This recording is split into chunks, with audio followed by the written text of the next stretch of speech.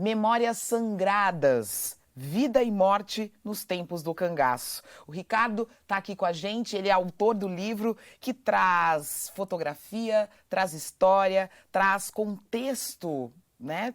Desse momento e desse que muita gente considera um movimento, que é o cangaço, né? Como é que você se aproxima dessa história? Eu me aproximo disso desde a infância. Minha mãe era professora de geografia e história. Minha casa era repleta de livros. Ela era encantada por essa história. E nos anos 50, quando eu nasci, o cinema brasileiro fez muita coisa sobre cangaço, né? Desde grandes obras de arte, como Glauber e outros, como grandes filmes de entretenimento que meio que puxavam por essa vertente do faroeste brasileiro, né?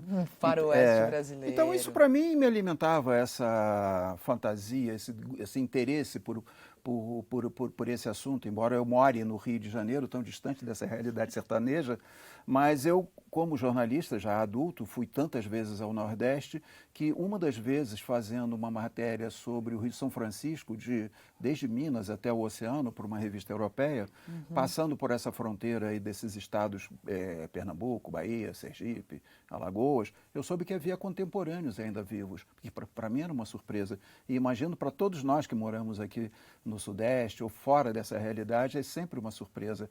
E eu, na época, entrevistei 10 personagens por uma matéria que eu fiz na época e publiquei em revistas. Mas depois me envolvi de uma forma totalmente impregnado por isso, no sentido de fazer um livro, que é Memórias Sangradas. Memórias Sangradas. E aí, essas pessoas, os contemporâneos que viveram de diversas formas, né, em perspectivas diferentes, esse momento, eles conseguem trazer para a gente outras histórias para além do que a gente conhecia e do que a gente conhece do cangaço, né? Parece que a gente se aprofunda, parece que essa história se humaniza, Ricardo. Então, é por isso mesmo que tem esse nome Memórias Sangradas, que é um jogo, na verdade, simbólico, no sentido de que sangradas, o sangrar era um hábito de matar o inimigo praticado tanto por cangaceiros como por volantes e inclusive até o Exército Brasileiro, em vários momentos da nossa história, né? Não só lá. E sangradas também porque foram depoimentos de peito aberto, viscerais, sabe? De muita entrega, de muita vivência, muitas vezes dolorosa desses personagens, muito amor também. Há histórias de amor, de paixão, né? De romance, no meio dessa confusão toda. E principalmente porque essas histórias nos falam do Brasil, não só daquela época, mas até hoje, né? Lampião, por exemplo, é muito comum que as pessoas digam que Lampião tenha entrado no cangaço porque mataram o pai. Não é verdade. O pai morreu por conta, em consequência dele e dos irmãos já terem entrado no cangaço. Mas eles, no fundo, eram uma família sem terra. Um tema tão comum hoje em dia no Brasil, né? Claro. Por disputas territoriais, familiares, na área em que viviam, eles tiveram que deixar o seu sítio, Passagem das Pedras, para morar na periferia de Nazaré, que era um pequeno povoado, onde também tiveram que sair por desavenças com os moradores, né, com seus parentes, porque todos eram parentes, amigos, vizinhos, e os pais foram morar de favor num sítio em Alagoas, onde foi assassinado pela polícia de Alagoas. Ou seja, olha como isso tem a ver com a nossa realidade atual no campo. Claro que né? sim, tem a ver com a nossa realidade e tem essa questão que é interessante no livro de quando a gente se aproxima, e você se aproxima a partir das histórias dessas personagens, e é claro, contextualizando também, você percebe o quão violento era todo o ambiente dessa disputa de terra que acontecia nesse período no Brasil, né? E hoje também, Sim, né? eu acho que, infelizmente, hoje nós ainda temos essa realidade muito presente e que se estendeu, inclusive, para a Amazônia, né? Que nesses anos 20 e 30 era ainda uma área pouco habitada por migrantes, né? Bom, houve uma imigração de nordestinos para a Amazônia, né, por conta da extração da borracha, mas essa violência que é muito comum no sertão, isso permanece no Brasil inteiro, né? Essa dominação de oligarquias regionais, né, que os coronéis, que tinham inclusive na época tropas de jagunços, né, essa promiscuidade do crime organizado com o poder, com a política, com a própria polícia que fornecia armas para os cangaceiros. Não é muito diferente do que acontece, por exemplo, nos morros do Rio de Janeiro, em que a polícia está sempre, né, com essa relação muito duvidosa em relação ao combate ao crime, né? Sempre há uma certa parceria, né? Parece que existe uma parceria, parece que faz parte de de um mesmo esquema, que todos fazem parte de um mesmo esquema para aquela roda girar. Lampião há muitos depoimentos de pessoas, inclusive no livro, de pessoas que foram entrevistadas, que Lampião jogava cartas com o que foi o que comandou o combate em que ele morreu, o Tenente Bezerra. O Tenente Bezerra, que era chefe da polícia em Piranhas, era companheiro de Lampião, de certa forma, né? Porque todos se conheciam e quando era conveniente combater, se combatia, quando não era conveniente, jogavam cartas, e jogavam cartas em que, inclusive, o que se disputava era uma caixa de munição. Então, entende? Sim. O seu livro acaba trazendo para a gente, a partir dessas histórias e da sua pesquisa também, novos olhares para essa questão do cangaço, né? Que foi muito romantizada no cinema, no audiovisual, né?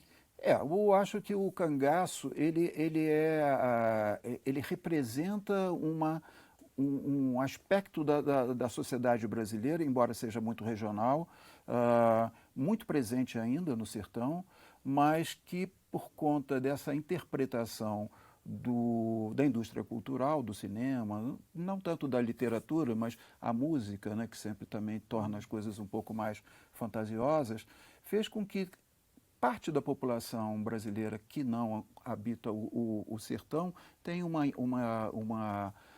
ideia, uma ideia do que seja esse momento da história do Brasil de forma muito romantizada, a ponto de ver, por exemplo, Lampião como um herói.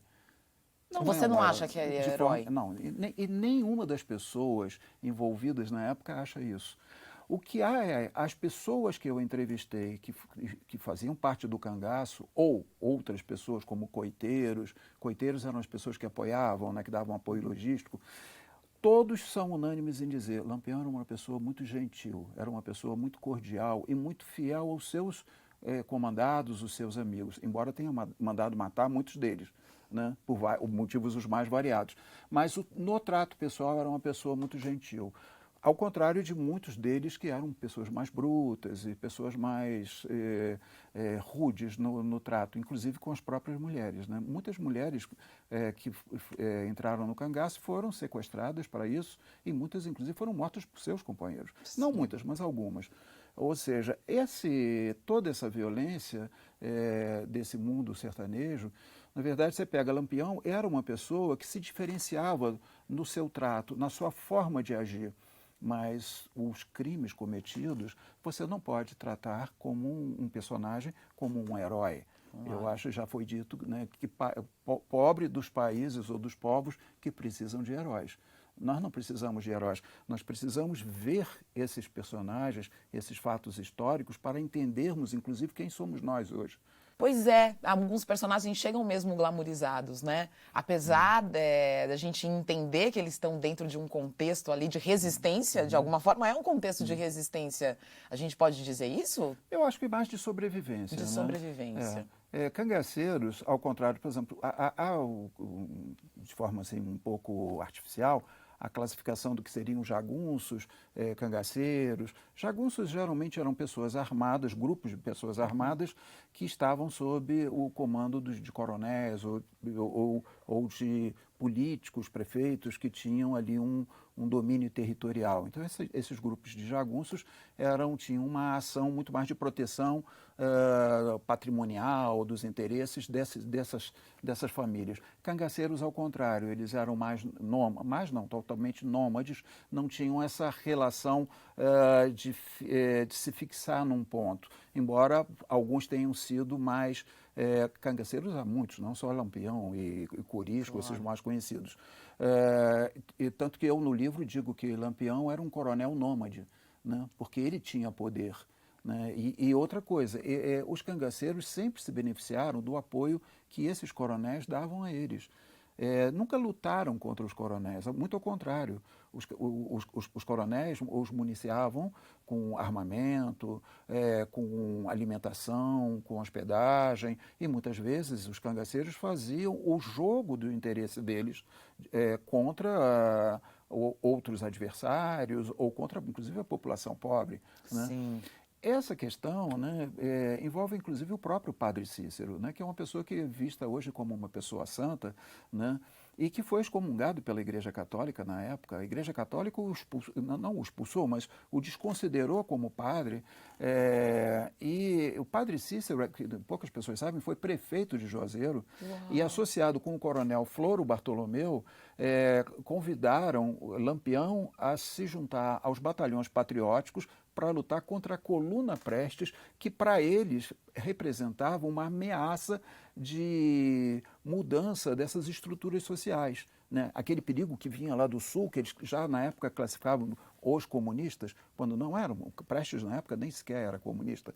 Padre Cícero e Floro Bartolomeu comandaram o que eles é conhecido como a sedição de Juazeiro. E, em 1914, invadiram Fortaleza e destituíram o governador do Ceará, na época se chamava presidente do Ceará, para colocar uma pessoa do interesse deles. Esse é o homem santo. Entendi. Entende? Eu acho que essa complexidade humana, essa riqueza, né, do personagem é muito mais interessante do que esse glamour do herói, do santo, que são pessoas que, na verdade, ou são uma coisa ou outra, né?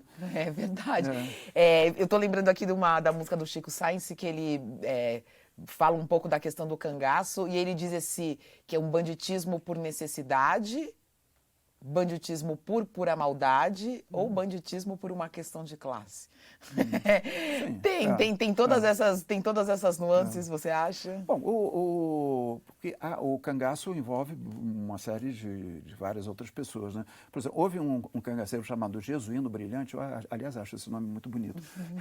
Esse sim, foi uma pessoa muito interessante e eu acho que esse sim poderia ser tratado de forma até um pouco mais glamorizada pela indústria cultural, por quem quer que seja, porque ele se tornou cangaceiro por vingança e ele roubava dos ricos e distribuía para os pobres. Isso era fantástico. Entendi. E ele se diferenciou dos outros por isso. Já outros cangaceiros não, era por uma questão de circunstâncias, né? Muitos porque haviam matado um policial, ou porque tinham matado alguém que tinha estuprado uma filha, uma irmã, ou uma parente, ou porque tinham brigado numa feira. Sim. No grupo de Lampião, há pessoas, inclusive mulheres, de origens sociais completamente diferentes. Gente, inclusive, de classe social, dentro da estrutura do sertão, de classes sociais muito favorecidas, né, que não necessitavam entrar no cangaço para se opor ao sistema, mas entravam pelo sentido de aventura, de viver um grande amor, né? Que, aliás, é uma coisa muito interessante, as relações amorosas também, né? Sim. Bom, eu acho que tem essa questão das relações amorosas. Tem a questão da violência contra a mulher, que você destacou muito fortemente. Se existe hoje na nossa sociedade, imagina naquele momento, né? Brigas, inclusive, porque mulheres são estupradas, mulheres são sequestradas, mas também tinham histórias de amor, né? Sim. A própria Maria Bonita tem um fato interessante, porque quando a cabeça dos cangaceiros, né, foram levadas para as capitais, em Maceió, depois foram expostas em Salvador, o médico legista que fez o exame da cabeça da Maria Bonita, na época havia, né, toda uma teoria científica lombrosiana do Cesare Lombroso, que era um médico italiano que tentava, através de conceitos científicos, provar que a criminalidade era, na verdade, originária da mestiçagem das raças, que os povos mestiços tinham como sua principal característica uma índole criminosa, né? Então eles tentavam provar isso a partir dos próprios cangaceiros e ao estudar lá a cabeça da Maria Bonita, eu reproduzo isso no livro. O texto é muito engraçado porque inclusive eu faço questão de manter a linguagem da época. Ele vai esmiuçando as características físicas da cabeça do crânio da Maria Bonita e não consegue concluir nada que justificasse essa teoria. E no final ele diz assim, talvez o único, nos termos em que eu estou falando aqui, nos termos dele, até muito científicos, que talvez o único motivo que tenha feito Maria Bonita se tornar uma bandida seria o amor. Olha aí, entendo. Agora, o livro faz com que a gente percorra esse momento e junto com esses personagens também a partir das fotos. Fotos Sim, também de sua autoria, né? Então sim, tem uma ligação entre foto e a palavra, entre a imagem e a palavra, que é uma ligação da sua carreira, né, Sim, eu fui Ricardo? fotógrafo de imprensa por muitos anos, né? Ou seja, desde o início dos anos 70 e por 40 anos fui jornalista, em boa parte me dedicando à fotografia e também fotografando e escrevendo as minhas reportagens.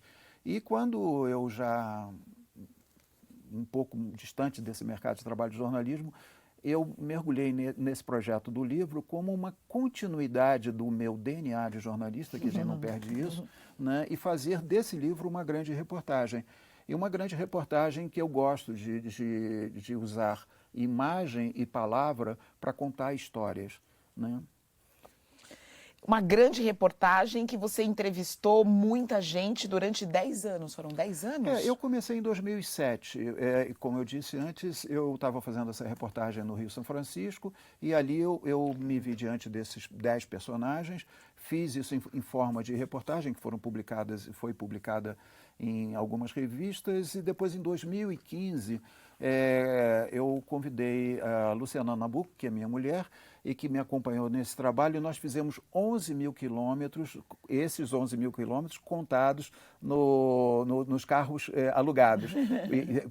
Porque eu digo alugados porque aí era fácil de contar os quilômetros rodados, porque vinha no recibo, né? Então, de carros alugados, foram 11 mil quilômetros em 10 viagens a todo o sertão de 6 estados nordestinos. Bom, estive também no Vale do Jequitinhonha para entrevistar a Dulce, que é uma cangaceira que sobreviveu à Grota de Angico. Tive aqui em São Paulo para entrevistar o Sebastião Biano, que era da banda de pífanos de Caruaru, que quando criança tocou para Lampião, né? Porque a origem da banda de pífanos de Caruaru era do pai dele, né? Manuel Biano, que montou a banda, ele, o Sebastião e o Benedito eram os dois flautistas da bandinha. Você, a partir da figura do Lampião e desses cangaceiros do grupo de Lampião, é que você vai contando a história, a partir desse ícone do cangaço. Eu acho que, assim, eu tinha que encontrar um elo que contasse, que juntasse. Porque isso, na verdade, acaba, assim, você lendo o livro, parece um grande romance, né? Ou uma grande novela, porque a vida desses personagens vai se entrelaçando. Em algum momento, no capítulo primeiro, depois lá para o meio, no final, personagens voltam a aparecer por relações que têm, ou de parentesco, ou histórias que foram vividas juntas. Tem coisas assim, né, que esses personagens, eles estão sempre presentes ali, né? Embora o sertão seja muito grande, né? Claro. O sertão não é uma única fazenda, o sertão são 6 estados e um território muito vasto, mas essas pessoas, de alguma maneira, se relacionavam muito. Tem histórias muito, muito bonitas, tem uma que eu gosto muito, entre outras, eu prefiro, nesse caso, falar de uma história de amor, que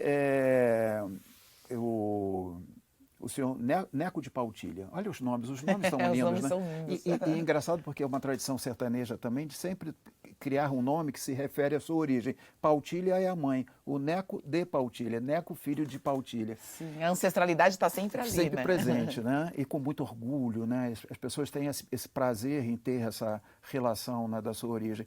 E o seu Neco, seu Neco, quando eu entrevistei, já era uma pessoa de idade, mas quando o jovem era da Volante de Nazaré, eles passam por um povoado chamado Caboclo, em Alagoas, um local em que estivemos, e que até hoje é um povoado de poucas ruas, poucas casas. Eles passam lá numa daquelas peregrinações pelo sertão em busca de cangaceiros, né? E na época, como hoje ainda não há um hotel, não há uma pousada, eles pernoitaram num grupo escolar, numa escola. E dormiram no chão, e quando acordam, ele vê escrito na parede os nomes dos alunos. E nesse caso era uma turma de moças. E ele pega a bala do fuzil, que é uma bala pontuda, e escreve o nome dele sobre um nome de uma pessoa que ele nunca tinha visto na vida. E diz para os companheiros dele: eu vou me casar com essa pessoa. Eles passaram uma noite naquele lugar. No dia seguinte, eles voltam a entrar no sertão, passaram um ano, onde participaram de algumas batalhas memoráveis do cangaço. Alguns deles morreram, parentes, eram todos parentes. E um ano depois, ele volta de novo a esse povoado. E aí o comandante dele, o Odilon Flor, pede a ele que vá à mercearia comprar mantimentos para a tropa. Ele vai lá e vê uma moça muito bonita no balcão. Pergunta o nome, compra as coisas, pergunta o nome e era aquela pessoa. Quando ela fala Maria Ribeiro dos Anjos, ele diz assim: mas você, Maria Ribeiro dos Anjos? E ele fica apaixonado por ela. E no pouco tempo que eles ficaram nessa cidade, ele pede a mão dela ao pai em casamento. E o pai diz: eu não posso permitir porque você não vai viver muito. A sua vida você não vai viver muito. E eles voltam para o sertão. Um ano depois, olha só, são 2 anos, isso aí parece uma epopeia, né? Um ano depois, aí ele pede baixa à polícia porque ele ficou com essa paixão, né, ali com ele. Ele volta, ele pediu baixa, pediu dinheiro emprestado a um coronel lá do interior da Bahia, de Jeremoabo. Ele volta a Caboclo. O pai tinha morrido, então a mãe permite que eles se casem. Eles se casam, ele monta uma barbearia. Um dia ele está fazendo a barba de um senhor lá e uma mocinha aparece na janela e diz assim: seu Neco, a volante está vindo aí para visitar o senhor. E ele põe a cabeça para fora, o grupo de Lampião vindo e o Lampião gritando: vamos matar o seu Neco, vamos matar o seu Neco. Entra um cangaceiro chamado Pocorante, os nomes também são sempre muito interessantes. Pocorante, ele consegue matar esse cangaceiro e foge pela porta dos fundos, pulando sobre outros 2 cangaceiros que tentavam entrar na casa dele.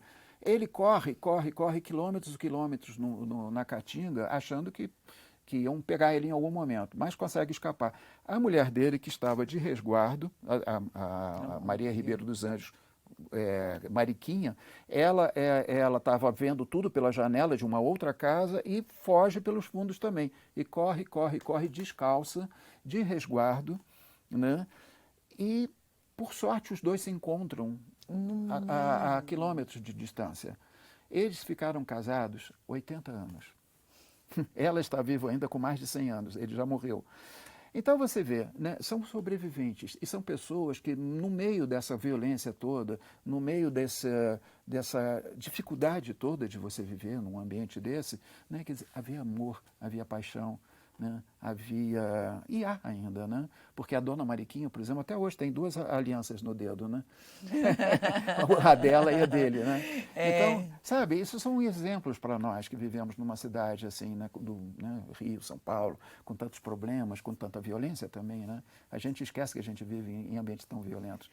E quando você sai para conversar com essas pessoas, é que você consegue coletar essa história, esses detalhes, porque visto do macro, né? Tudo isso é apagado, né, Ricardo? Essa que é a história, né? Quando a história é contada de cima, toda essa vivência, as histórias de amor, as histórias das pessoas são apagadas. E você foi um pouco se guiando pela história das pessoas. Eu acho que a ideia desse livro, né, ou seja, eu acho que o livro é a consequência de uma experiência de campo, na verdade. Porque quando eu comecei a fazer isso, eu não tinha como objetivo fazer um livro. O livro foi surgindo, a ideia de fazer um livro. Te digo até de uma forma até um pouco mais pessoal isso. A ideia do livro surgiu no próprio campo, no sentido de que eu e Luciana, que eu falei ainda há pouco, nós comentávamos que prazer seria voltar a esses lugares e dar a essas pessoas, para elas de presente, algo que elas pudessem guardar. O que é isso? Um livro. Nós somos apaixonados por livro. Né? Então, assim, o que a gente pode dar para essas pessoas? Talvez seja um livro. E um livro que conte a história delas. E essas pessoas, assim, apesar de adorar a história, né, eu sou encantado pela história de forma geral, mas eu acho que muitas vezes a história do Brasil, a história, né, oficial, ela é contada desumanizada. Né? As pessoas, na verdade, que vivenciaram esses fatos, elas são esquecidas. Elas nunca são mencionadas, são sempre os grandes personagens, muitas vezes glamorizados, né, que se perde toda essa riqueza humana, né? A pessoa se torna uma coisa estigmatizada, completamente, ou é bom ou é ruim, é um herói, né? Então, eu acho que o prazer de ter convivido com essas pessoas, o presente que nós criamos para dar para eles e que depois passamos a dar para outras pessoas, porque o livro se tornou realidade, né? O livro se tornou um produto cultural, né? E, inclusive, o processo todo é muito interessante, porque eu, enquanto fiz isso ao longo desses anos todos, eu não quis ter um contrato com uma editora ou com uma empresa que patrocinasse o trabalho, exatamente porque eu queria ter tempo e liberdade para fazer isso. Não ter nenhuma limitação que fosse me castrar no trabalho, principalmente no trabalho de campo, né? Então para você foi importante você ter conseguido, né, participar do edital Rumos. Sim, exatamente, porque né, quando eu finalizo o trabalho, eu tinha ele pronto, né, texto pronto. Depois eu dei, a gente vai estar sempre revisando o texto, a edição de fotos. Aí eu me inscrevi no edital Rumos, que possibilitou a impressão do livro, que possibilitou que o livro se tornasse concreto, real. Ele existia, né, nesse conjunto de vivências, experiências e informações, texto, imagens, tudo isso estava ali, mas era preciso transformar ele nesse objeto.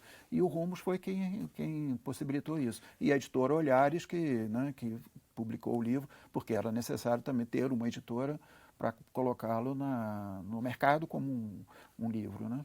Claro, que bom. E é uma história e uma trajetória, são histórias que estão aqui de um livro premiado.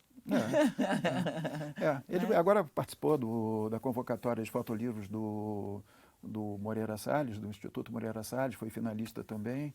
E está como finalista também do Brasil Design Awards. São 3 indicações de premiação. Porque ele é realmente, assim, uma possibilidade da gente mergulhar nessa história e mergulhar na história dessas personagens. Muito obrigada, Ricardo. Poxa, muito obrigado a você. Um prazer conversar com você, um prazer te ler também. Se você chegou até aqui é porque gostou. Ai, que bom! Então vamos fazer o seguinte? Aproveita, deixa o seu like, o seu comentário, se inscreva no nosso canal. É no ícone vermelho aqui embaixo. E para não perder nenhum programa, você sabe, né? É só clicar no sininho que a gente te avisa quando tiver conteúdo novo.